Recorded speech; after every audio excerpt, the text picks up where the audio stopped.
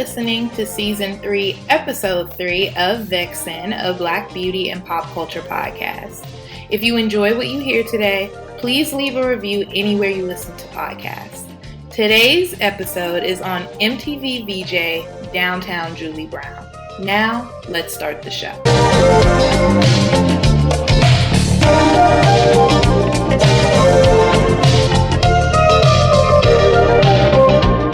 Okay, so let's get into this week's episode. So you guys loved the Ananda Lewis episode that I did in season 1, and I'm gonna tell you guys, I'll be completely transparent. I did not like that episode. I love Ananda, but I felt like, I don't know, it was just something about that episode that wasn't speaking to me. And anyone who listens to this, who is a creative, a writer, an artist, or whatever you do, you know how it is when you're just not feeling something. And that's how I felt. Like, to this day, I still don't like that episode. But, however, it's one of my most listened to episodes, most streamed episodes. And I always get good feedback on that episode. A lot of people list it as one of their favorites. So I'm glad you guys liked it, because I don't. But anyway, thank you for all the nice comments on, about any episode that I do. But yeah, that actually was one of my least favorites. So it's ironic how popular that episode is. So I figured, you guys really like the MTV VJ conversation. I think you guys really love, like, the women in media. So I wanted to do another episode on a different MTV VJ, and that woman is Downtown Julie Brown. Now, if you are my age, or maybe if you probably will remember her if you're like over 33 or 34, but any younger than that, you may not know who she is. But she was pre-Ananda, so she was definitely an MTV it girl, just like Ananda. But I figured you guys might not remember her, so I thought this would be a fun one to do. So let me just stop running my mouth and let's get into the episode. Julie Doran Brown was born on August 27th, 1963 in Bedfordshire, United. I always have to pronounce those really, really slow, y'all, because it's just so many syllables in UK cities. But anyway, Bedfordshire is in the UK. She was born to Valentine and Doreen Brown. Her father, Valentine, was actually born in Jamaica, and he was a part of the Royal Air Force. The couple had 3 boys and 4 girls, and they constantly moved around because of the Air Force. And they once lived in Singapore, and then they settled in Wales. So because there were so many kids in the family, Doreen, who is Julie's mom, liked to dress them all alike. In an interview with Oprah in 2014, Julie said this made her want to stand out from her siblings as much as possible, so she tried her hardest to be an individual. Julie loved to dance and started sneaking out to compete in disco competitions all around the UK. Eventually, Julie won one of these competitions. She got first place in the 1979 UK Disco Dancing Championship, ended up advancing to the World Disco Dancing Championship later that year, and she won that too. In a 2020 interview with Rediscover the 80s, she said, "It was a solo competition back then and the beat was fast. I won to Haven't Stopped Dancing Yet by Gonzalez, and yes, the disco videos are on YouTube. That win led to becoming a regular dancer on Top of the Pops, one of UK's longest running live shows. It was the best ever. Everyone who was in the music biz performed on that show, from Duran Duran to Adam Ant to Tom Jones to Soft Cell. No one said no to Top of the Pops." So y'all, Top of the Pops was a British music show. I guess it was kind of like Soul Train from what I've read, but just not as soulful. But I guess it was like more pop, more dance, more disco. But it ran for a really long time. It went from 1964 to 2006, so that is really long for a music show. After Top of the Pops, Julie moved on to a British children's show called Crackerjack, and she often traveled to Europe to cover live events there. So I think she was dancing on Crackerjack, but also doing like interview segments with them. Then after Crackerjack, she became a presenter on Music Box, which was essentially music video programming, very, very much like MTV, pretty much the same thing. And that is what got her interested in VJing. So Julie has a pretty successful career going right now in London, but she was toying with the idea of breaking into the American market. So she gets a phone call from some executives at MTV saying they had seen some of her work and wanted to fly her out for an audition. So Julie had never even seen MTV at this point, but she wasn't about to decline the offer because she was already thinking about coming to America. So when she arrived, they put her on a set and told her to just talk. They didn't give her any pointers. Like, they just wanted her to go do her thing. So she did. And then she had a meeting with two of MTV's founders. And this was Tom Freston and Les Garland. And they offered her a job right on the spot. She got hired right then and there, y'all. So she actually was hired to join the lineup of VJs and work in the regular MTV rotation. So if you watched MTV when they had a lot of music programming and just other programming, you would see like the same maybe 6 or 7 people, and like they would kind of alternate for certain things. Some people had their individual things that they always hosted, but a lot of times it would switch around. So in 1986, Julie decided to leave London for New York and start her new job. So there was a little bit of controversy when she started at MTV. So the main VJs in rotation at the time were Nina Blackwood, Mark Goodwin, Alan Hunter, JJ Jackson, and Martha Quinn. Julie was hired to be the 6th VJ, but later on, JJ and Nina's contracts weren't renewed, so it kind of seemed like she was brought in to be their replacement, but that wasn't the case. It just was bad timing. So there was probably a little bit of awkwardness there, but not for long, it seems, because Julie said that all the VJs and the rest of MTV's employees at the time got along really, really well. So about life at MTV. Much like Julie's initial audition, a lot of things at MTV were just done on the fly at this point. They didn't do a lot of rehearsing, practicing, and they didn't really brief with the celebrities before, which is, if you watch MTV, you're probably not surprised to hear that, because there were a lot of times where celebrities were kind of taken aback by some of the questions they were asked. You could tell like they hadn't prepped for that. So that actually makes a lot of sense to me. Julie says in the Rediscover the 80s interview, "We didn't do retakes. What happened, happened." And I just want to be clear though, there was always a method to the madness. You be as cool and natural as you want to be, but you have to do your homework. So the VJs were well rehearsed on who they were speaking to, but they just didn't practice before the interview actually went down, if that makes sense. A few months after Julie started, MTV decided to alternate VJ segments from the studio and to the streets. And by to the streets, they mean like on location. So eventually the VJs were doing segments at nightclubs all over New York City. They did it at Palladium, the Tunnel, you name it. And both of those clubs, Palladium and the Tunnel, we'll be talking about them in a future episode. I just want to let you guys know that is coming. But yeah, so the MTV VJ started branching out of the studio. They started going to nightclubs and doing segments. And because that was so successful, MTV was like, hey, why don't we like come up with a show that's based around that? So that is how the show Club MTV was born. Club MTV premiered in 1987. There's some clips of it on YouTube if you guys want to see it. It's also very similar to Soul Train, except it had videos and it came on every single day. It would cut back and forth from the video to people dancing, or if the artist was there, it would cut back and forth from the video to them performing live, and then it will also have like a couple interview segments as well. So this one was shot exclusively at the Palladium, and it was originally supposed to be hosted by Kevin Seal. I think he actually did the pilot, but then they decided that Julie was the one who should host it. So at the time, Julie actually had a catchphrase. It was "wubba wubba wubba." Go on YouTube to hear her say it properly. I can't say it like her. But when she was interviewed for the "I Want My MTV, the Uncensored Story of the Music Video Revolution" book in 2012, she said that the phrase was actually a mistake. So it came from like one time she was supposed to be reading from the cue cards, but she accidentally read what was printed on one of the guys in the crew's shirt instead of what he was holding up on the cue cards, and that was what his shirt said. And then she said it on air, and then that kind of just became her thing. People thought it was funny, so she said it all the time.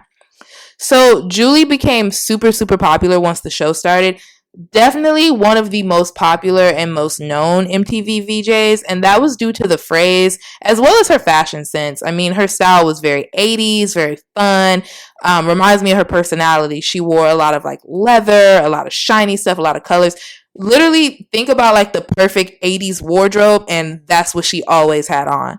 In the Rediscover the 80s interview, she said, MTV was revolutionary at the time because not only could you see the artist in conceptual music videos, but they had to have a unique look or image to be able to sell a lot of CDs. I believe I was hired because I had a unique image and personality too, but then I introduced funky fashion and a British accent into the equation, which sealed my fate.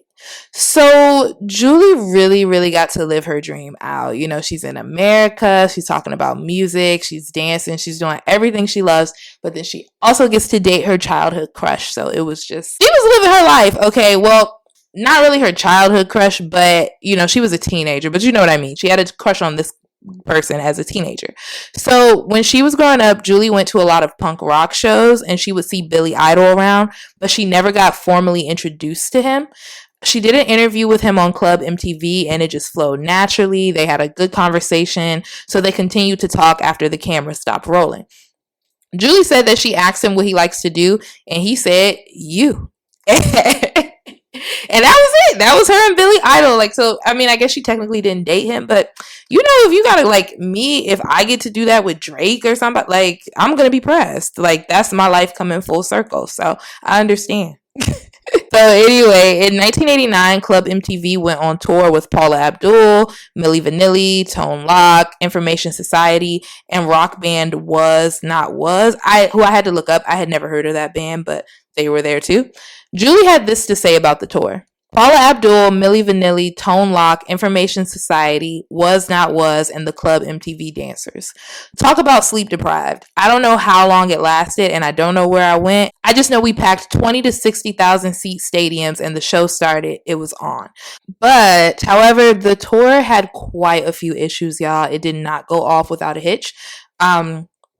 First, singer Kathy Dennis was booked to be on that very first tour run with all the people I named, but she quit after 3 days when she alleged that one of the members of Milli Vanilli repeatedly sexually harassed her. I don't think it came out which one it was. I couldn't find out, but they were the headliners, so I'm sure that's why she decided it was best for her to leave. Also, I'm sure you guys know the story behind Milli Vanilli, but if you don't, they basically were posers, right? So they were a singing group, they were super popular, they were a duo, and they lip-synced their whole career. And the Club MTV Tour actually exposed them for this when their track skipped during a performance. MTV reps tried to clean it up by saying, oh, they lip-synced because of the dance routines they were doing, but I don't think anyone believed that. And then later, the big expose came when it was found out that the vocals on their album were recorded by other singers. So basically, they had ghost writers and ghost singers. It was like the craziest thing. But MTV got a little backlash for this because people assumed that they knew Milli Vanilli was lip singing the whole time, but they didn't. It's just that came out and like they found out when everyone else found out, but I think people kind of let that slide and then they had their big expose. But yeah, MTV got a little heat for that, so this kind of set the tone for the rest of the Club MTV tours. The tours went on for a while after this, but they started to get less and less traction around about 1991. I actually read a review from that year in the Baltimore Sun, and they talked about how the venue was more than half empty when it came to Baltimore. Here's an excerpt from that article. Dance music, hip-hop, house, and their variants may have taken over the top 40 and seems to control a sizable chunk of the cassette and CD market. But the music has a long way to go if it ever hopes to dominate the concert business the way rock and roll currently does. I just thought that was funny, so I wanted to share it with y'all because like every time you read an old review from like when a new like genre of music is coming out or a new artist is coming out and then you think about where that artist or where that genre is now, it's like, girl, you didn't know what you was talking about. Like, okay, girl, I guess. In the early 90s, MTV started to move away from music programming, as we all know. And then they started to add more of a variety of shows, like not technically reality shows, but just more like segmented, very targeted type of TV. And I think before it was like all day music programming, but they still had some music programming, but just not as much as before.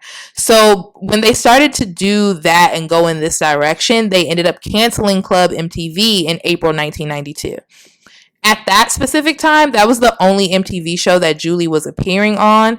So she wasn't on every day anymore, but she technically did not leave the network. She could have stayed on and hopped on another show, but she didn't want to do VJ shifts every day anymore. I think that was becoming a little too strenuous to her, and she wanted to branch out with her career a little more. So she still hosted specials on MTV every now and then, kind of like Ananda Lewis did. If you all listen to that episode, like after Ananda moved on, she would come back for certain specials. Julie did the same thing up until about 1995. Here's a condensed quote of what Julie said about the new MTV programming, also to the Baltimore Sun the year it was canceled. MTV took the show off the air without any reason. Dance is bigger than ever. The reason they took it off was because a new circle of higher-ups came in. They wanted to have their day in the sun and wanted to make it look like they were making a change. I think they got it all wrong. Maybe they killed Club MTV, but they didn't kill me. And she was not lying. But when Julie first parted ways with MTV, she started working for ESPN. She was doing like these on and off field interviews with football players, but it didn't last very long because the football players didn't really like how personal she would get. Like, it's hard to describe, but if you go and watch one of Julie's interviews, you'll see she's really, really bubbly, and she does ask a lot of questions, you know, just trying to get good info for the interview. The writer of the Baltimore Sun article asked her about this, and she said, I got into the business because of my personality. People can strip your confidence away, but they can't strip who you are away.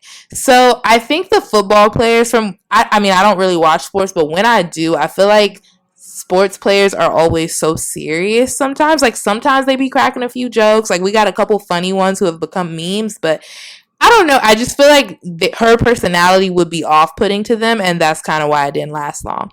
But anyway, after ESPN, Julie started doing some work on Inside Edition, and then she became the host of American Dance Tracks in 1992.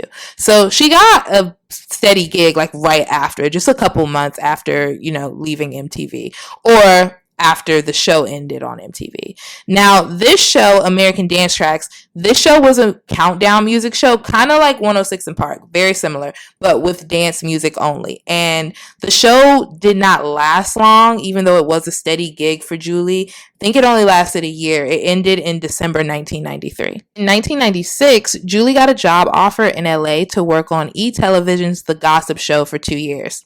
So she wanted to try out living in LA, so she packed her bags and she left New York, just like how she left London to come to New York. She was like, you know, if I'm not doing anything or if it's not serving me, I'm just going to go. So it was very easy for her to decide to go to LA. I feel like Julie is just more... Now, about this new show, The Gossip Show. So, in my opinion, I just feel like Julie is just more of a music girl. She's a fun girl. She wants to dance. She wants to have a good time. She's not really a Wendy Williams, if y'all know what I mean. So, about this gig, she said, I did that for the year that I was here, but I had a 2-year contract and it wasn't really my groove. I like to hype things up more than bring things down. The Gossip Show was, even though I wasn't the one who actually was saying bad stuff about people, it was a magazine show where editors did things sort of like Star and those kinds of magazine. They had their say about celebrities and I wasn't really enjoying that too much. I didn't want to walk in the room and have a beer thrown at my head, even though I do hear it's good for your hair. So this gig was just not working for her. So basically the Gossip Show was legitimately like the TMZ show, where like they kind of all sit around, like they say like these little tidbits about celebrities. And even though that wasn't her job on it, I think she just didn't want to be represented in that light. And I mean, when she's talking about, you know, walking in the room and having a beer thrown at your head or somebody trying to fight you, like that's kind of what Wendy Williams was going through. I mean, I think we've all seen the documentary and the movie by now. And like, yeah, that's just the kind of gig that you have to watch your back when you're doing stuff like that. So even though this gig did not last very long, Julie decided she liked LA, so she wanted to stay. After this, Julie starts to kind of move away from the VJ thing. She gets in her acting bag, her modeling bag. She was on the August 1998 cover of Playboy. She appeared in Babs, Walker, Texas Ranger. That's my grandma's favorite show. I'm a Celebrity, Get Me Out of Here, the Sharknado movie, the Eric Andre show, which I love, RuPaul's Drag University, and many other shows and films. In 2000, Julie met film producer Martin Schuerman, and the two married the very next year. They have one daughter together, Gianna, and they are still together today. They live in Marina Del Rey now, and they actually went on the show Celebrity Wife Swap in 2013. They swapped with Lisa Leslie and her family. Like, I've never seen this episode, but now I want to watch it. Well, today, Julie's still a VJ and DJ. She hosts two shows on Sirius XM. One is called 90s on 9, and the other one is the Back in the Day Replay Countdown. So they're both like nostalgic themed shows focusing on the 90s, of course. And she has another show called A Year in Music that chooses 1 year every episode, and it breaks down the biggest songs and albums from that year. I've always liked that concept for shows and podcasts because it reminds me a lot of I Love the 90s. Do y'all remember that show that used to come on VH1? I Love the 90s, I Love the 80s. Like, I loved that show, so I really like when people do that concept. So I'm going to check that show out. Oh, that is Downtown Julie Brown. What did you guys think? I know how much you guys liked the Ananda Lewis episode, so I wanted to make sure I did another media girl, another Black media maven. Let me know who else you guys want me to do an episode on. Which other Black women in media can we cover? I know this episode is a little bit short, but I wanted to give you guys a shorter episode and easier listen this week because I have a 2-part episode coming up very, very soon that is going to be long. Like, both parts of it are going to be extremely long. So I figured I'd give y'all a little bit of a break so that we can, get into some longer topics and discussions later. But thank you guys so much for listening, and I will be back next week with an all new episode. Bye. Thank you for listening to Vixen. If you liked today's episode, don't forget to leave a review. If you have a submission, feel free to email VIXENPODCAST@gmail.com. We'll be back next week with an all new episode.